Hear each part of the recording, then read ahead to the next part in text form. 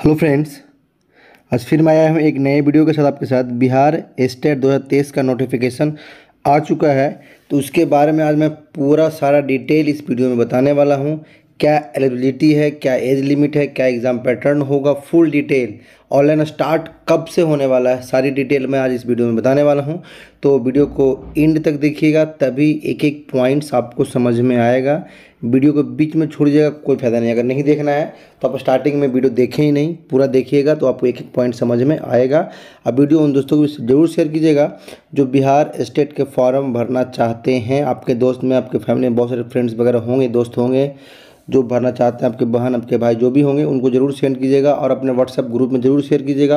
आप अपने स्टेटस में भी लगाइएगा कि जो लोग जान सकें कि बिहार स्टेट का नोटिफिकेशन आ चुका है, और डिटेल में जानेंगे इस वीडियो के माध्यम से। अगर आप हमारे चैनल पर नए आए हैं, चैनल को सब्सक्राइब करें और बेल आइकन ज़रूर ऑन कर लीजिएगा, जिससे आपको नोटिफिकेशन भी मिलता रहेगा हमारे चैनल के माध्यम से। चलिए वीडियो को शुरू करते हैं। क्या है डिटेल बिहार स्टेट का। ये रहा बिहार विद्यालय परीक्षा समिति पटना के द्वारा जो नोटिफिकेशन आया, बिल्कुल ऑफिशियल नोटिफिकेशन है।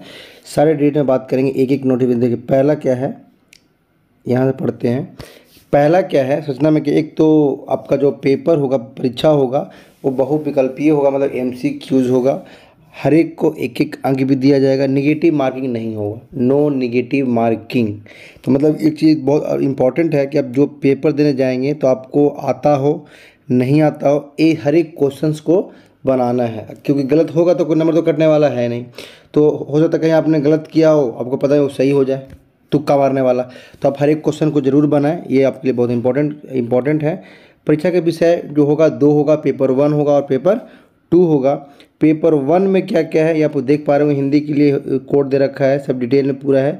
अगर आपको ये PDF चाहिए तो आप मेरे को कमेंट बॉक्स में कमेंट कीजिएगा, अपना व्हाट्सअप नंबर या ईमेल ID मैं आपको सेंड कर दूंगा। ओके, तो ये चीज़ डिटेल दे रखा है। और ये सब पेपर मतलब कि ये फॉर्म भरने इसके क्या है कि कम से कम आपको 50% अंक प्राप्त होना चाहिए किसी भी विश्वविद्यालय से। आप मतलब कि ग्रेजुएशन आपको होना चाहिए, और B.Ed किसी भी संस्था से आपको B.Ed भी होना बहुत ज़रूरी है, तब जाके ये समान विषय का जो आप पेपर 1 का जो फॉर्म है आप भर सकते हैं। इसमें देख सकते हैं क्या क्या है, हिंदी है, उर्दू है, बंगला है, मैथिली, संस्कृत, अरबी, फारसी, भोजपुरी, गणित, भोजपुरी, सब ये जो टोटल 12 सब्जेक्ट है। 2 नंबर में क्या है, शारीरिक शिक्षा, एजुकेशन, फिजिकल, इसको बोलते हैं फिजिकल एजुकेशन, जो 113 नंबर का है। यहाँ पे भी सेम है, 50% आपका मार्क्स होना चाहिए, है ना, उसमें क्या ग्रेजुएशन में। तो एक बार डिटेल आप पूरा अच्छे से पढ़िएगा। अब आप इसका स्क्रीनशॉट भी ले सकते हैं। 3 नंबर में संगीत विषय है, कोड 114 है। ललित कला भी है, हैंडीक्राफ्ट जो बोलते हैं, हैंडक्राफ्ट, ठीक है ना। 6 नंबर में देख सकते हैं आप लोग, ऐसे करके टोटल दिया गया है। तो इसको आप ध्यान से पढ़िएगा, जो जो विषय है वो। अब बेसिक्स क्या है वो मैं आपको बताने की कोशिश करता हूँ। चलिए आता हूँ नेक्स्ट पार्ट के ऊपर, जो आपको समझ में आना चाहिए।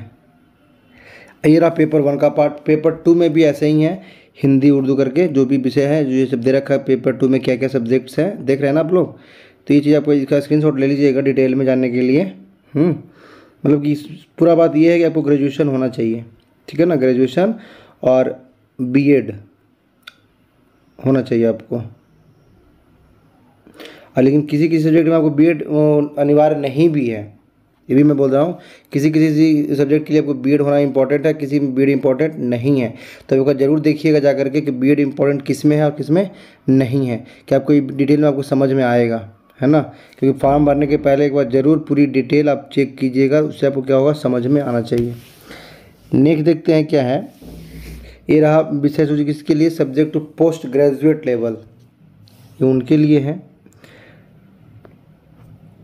देखिए पेपर 1 के तहत जो होगा वो आपको, पेपर 1 और पेपर 2 के तहत जो होगा पैटर्न वगैरह वो बता दूँ मैं आपको कि 100 अंक का पेपर होगा।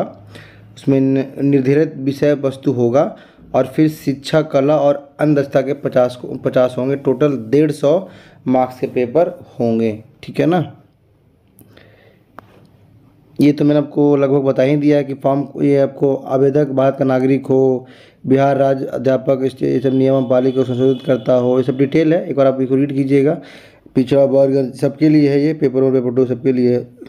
उम्र सीमा सबको पता है कि अनारक्षित जो पुरुष हैं उनके लिए 37 वर्ष अधिकतम आयु है, और जो महिला है उनके लिए 40 वर्ष है। पिछड़ा वर्ग के पुरुष और महिला हैं तो 40 वर्ग है। अति पिछड़ा वर्ग महिला और पुरुष 40 है। अनुसूचित जनजाति पुरुष है मतलब 42 है। अनुसूचित जनजाति एक अनुसूचित जाति है, एक अनुसूचित जनजाति है, उसमें दोनों का 42 ही रखा गया है। एज लिमिट मैक्सिमम है वो, इससे ज़्यादा होगा तो फॉर्म को फिलअप नहीं कर सकते हैं, ठीक है ना। तो ये रहा। और बढ़ते हैं नेक्स्ट पार्ट की तरफ। वीडियो को मैं 3 पार्ट में आपको सुनाने की कोशिश कर रहा हूँ। एक सेकंड रुकिएगा, थोड़ा जूम हो रखा है, ठीक है ना। स्टेट जो पेपर 1 में है विषय हिंदी, इंग्लिश, गणित और ये सब जो उर्दू स्टेट के लिए होगा। पेपर 2 के विषय में अंग्रेजी है, गणित है, भौतिक है, साथ वनस्पति, कंप्यूटर साइंस, मैथिली, वाणिज्य ये सब दिया जाएगा। परीक्षा वर्ष 2019 और 22 में आयोजित की गई, इसलिए इन विषयों के अभ्यर्थियों को अधिकतम आयु सीमा छूट दे नहीं होगा, ये तो नॉर्मल है। अब देखते हैं आपको समान प्रशासन विभाग का जो संकल्प है, ये जो 16/7/2007 का लोग जो माध्यमिक शिक्षा का जो प्राप्त हुआ था उसके अकॉर्डिंग समान वर्ग को 50% मार्क लाना है उत्तीर्ण होने के लिए।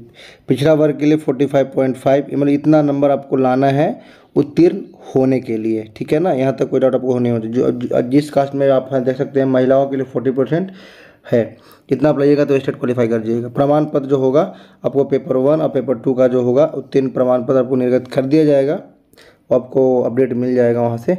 परीक्षा शुल्क किसकी क्या होगी? सामान्य वर्ग, आर्थिक रूप से कमजोर सामान्य वर्ग, पिछड़ा वर्ग, अत्यंत पिछड़ा वर्ग 1960 रुपये पेपर 1 के लिए।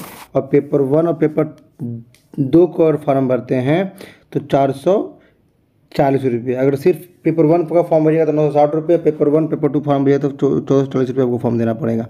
अनुसूचित जाति और अनुसूचित जनजाति और दिव्यांग के लिए एक फॉर्म के लिए मतलब पेपर 1 के लिए 760 रुपये दिया जाएगा। और पेपर 1 और पेपर 2 अगर दोनों फॉर्म बन जाता है तो आपको 1140 रुपये ही देने पड़ेंगे। कुल मिलाकर के बात ये है कि अगर आप एक पेपर भरते हैं तो 960 रुपये देने पड़ेंगे जनरल आर्थिक रूप से कमजोर बच्चों के लिए। और दोनों पेपर फॉर्म भरते हैं तो आप किसी भी कैटेगरी में अगर आप दोनों फॉर्म भरते हैं पेपर 1 पेपर 2 दोनों का फॉर्म फिलअप करते हैं दोनों के लिए, तो आप लोग किसी भी कास्ट के हों, लेडीज हों, जेंट्स हों, दिव्यांग हों, आपको क्या करना है, अगर अति पिछड़ा में है तो आपको 1140 रुपये देना पड़ेगा। और अगर जनरल वगैरह में है तो आपको 1440 रुपये देना पड़ेगा। देख लीजिएगा फॉर्म भरते समय आपको, बाकी तो दिखता ही है, ठीक है ना।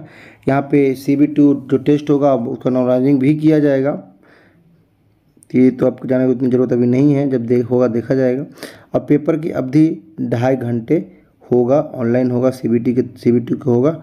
ऑनलाइन परीक्षा के जो आवेदन पत्र हैं 9/8 मतलब कि आज ही जब मैं वीडियो शूट कर रहा हूँ उसी दिन से, लेकिन अभी तक लिंक एक्टिवेट किया गया नहीं है। ये भी मैं आपको बोल रहा हूँ, मैं खुद क्लिक करता नहीं खुल रहा था साइट पे, लेकिन ये है कि आज नहीं खुला तो कल तो खुल ही जाएगा। इसका जो ऑफिशियल वेबसाइट्स है वो भी मैं आपको अपने डिस्क्रिप्शन बॉक्स में दे दूंगा, वहाँ से आप क्लिक करके इसके फॉर्म भी ऑनलाइन आप आराम से कर सकते हैं। साइट थोड़ा बहुत नहीं खुलेगा, बीच हो सकता है क्योंकि बिहार का साइट ऐसे भी बहुत डल रहता है, ज़्यादा हमें लगता है कि जल्दी खुलता ही नहीं है। फॉर्म फिलअप करने के पहले आप एक बार अपना मेल ID मोबाइल नंबर ज़रूर रखें और अपना ID और पासवर्ड अपना जो मिलेगा आपको वो भी आपको अच्छी तरह करके आगे आपको काम आएगा, ठीक है ना। ये तो मैं आपको जब आप जाओगे ऑफिशियल वेबसाइट्स पे तो वहाँ पे पहले आपको प्रथम बार अगर आप नए कैंडिडेट तो आपको पहले क्या करना पड़ेगा, आपको रजिस्ट्रेशन करना पड़ेगा। सबमिट करोगे आपको SMS के माध्यम से आपको मेल ID पे आवेदन आ जाएगा, यूज़र ID और पासवर्ड भेज दिया जाएगा। जैसे कि आप फर्स्ट टाइम जब करोगे रजिस्ट्रेशन तो आपके मोबाइल नंबर पर और मेल ID पे आपको क्या होगा, यूज़र ID और पासवर्ड आ जाएगा। उसी ID और पासवर्ड से आपको लॉगिन करके आगे के पेमेंट फॉर्म डिटेल्स पेमेंट वगैरह के सब चीज़ करने पड़ेंगी। ये अपलोड करने का जो रंगीन फ़ोटो और हस्ताक्षर है वो आपको अपलोड करना है स्कैन करके, है ना। ये आपको फॉर्म और जब फिलअप करोगे तो वो कौन कौन सा डॉक्यूमेंट अपलोड करना है। पहले तो आपको 10th का मार्कशीट लोड करना है, प्रमाण पत्र एवं अंक प्रमाण पत्र जो कि आपको जन्म को प्रूफ करेगा। इंटर के प्रमाण पत्र और अंक दोनों, सर्टिफिकेट भी और मार्कशीट भी। स्नातक का भी प्रमाण पत्र और अंक प्रमाण पत्र, और स्नातकोत्तर का भी प्रमाण पत्र, B.Ed का प्रमाण पत्र, अंक प्रमाण पत्र और अन्य शैक्षणिक योग्यता यदि आपके पास कुछ होता हो तो भी करना है। अगर सक्षम प्रौद्योगिकी निर्गत आवासीय है तो आवासीय भी जमा कर सकते हो। अनुसूचित जाति और जनजाति के लिए तो जातीय प्रमाण पत्र बहुत इंपॉर्टेंट को आप जमा कीजिएगा। उसी के अकॉर्डिंग आपको वेरीफाई किया जाएगा, ठीक है ना। और ओबीसी के लिए अगर अत्यंत पिछड़ा वर्ग में है, पिछड़ा वर्ग में तो आपको ओबीसी भी बना के उसमें सबमिट करना पड़ेगा। दिव्यांग है तो आपको अपना दिव्यांग का प्रमाण पत्र भी जमा करना पड़ेगा। अगर आप भूतपूर्व सैनिक हैं तो अधिक आयु को छूट लाभ पाना चाहते तो आपको प्रमाण पत्र भी देना पड़ेगा। अभ्यर्थी आवेदन पत्र व्यू बटन पर क्लिक करने पर अपने द्वारा गए ऑनलाइन परीक्षा प्रवेश पत्र को एक बार पुनः जांच कर लें। मतलब सबमिट करने के पहले, सेव करने के पहले एक बार आप पूरी डिटेल चेक कर लें, कहीं आपको नाम मिस्टेक तो नहीं, डेट ऑफ बर्थ मिस्टेक तो नहीं। उसके बाद आप जाकर सेव कीजिएगा और उसके बाद आगे का प्रतिक्रिया कीजिएगा आप लोग, ठीक है। अभ्यर्थी का यूजर आईडी पासवर्ड भविष्य के लिए सोचिए। मैंने आपको पहले बता दिया कि इसका जो भी आपके मेल पे या फ़ोन नंबर पे आएगा उस यूजर आईडी को पासवर्ड को आप सेव कर लें कि आगे आने वाले टाइम में आपको डिटेल में फॉर्म फिलअप होगा। एक चीज़ और, फॉर्म भरने में बता दूँ मैं आपको, हमेशा ये फॉर्म ऑनलाइन है और फॉर्म भरने में आप हमेशा अपना कैपिटल लेटर का यूज़ करें, स्मॉल लेटर का यूज़ नहीं करें, बिल्कुल कतई बर्दाश्त नहीं, आपको रिजेक्ट भी कर दिया। अगर कोई भी अगर आपको समझ में नहीं आता है तो आप मेरे को कमेंट बॉक्स में हमसे पूछ सकते हैं, या फिर जो यहाँ पे जो स्टेट के द्वारा बिहार जो स्टेट का जो हेल्प डेस्क ईमेल आईडी है वो भी आपको दिख रहा होगा, TETBIHAR23@gmail.com। इस पर भी आप भेज सकते हैं आपको कोई दिक्कत आ रही है तो, या फिर आपको नंबर दे रखा है 0612, इस पर भी आगे है 22323074, इस पर संपर्क करके आप जान सकते हैं। ये डिटेल आपको कैसा लगा, आप फॉर्म भरिएगा और अपने दोस्तों को भी ज़रूर शेयर कीजिएगा और बताइएगा हमको भी कि कैसा आपको वीडियो लगा। और वीडियो में अगर कोई डाउट्स है तो आप मेरे को कमेंट में पूछ सकते हैं। फॉर्म का लिंक आज से एक्टिवेट हो जाएगा, लेकिन अभी तक हुआ नहीं है, आज नहीं तो कल तो एक्टिवेट हो ही जाएगा, ठीक है। चलिए मिलते हैं नेक्स्ट वीडियोज़ में, तब तक के लिए धन्यवाद।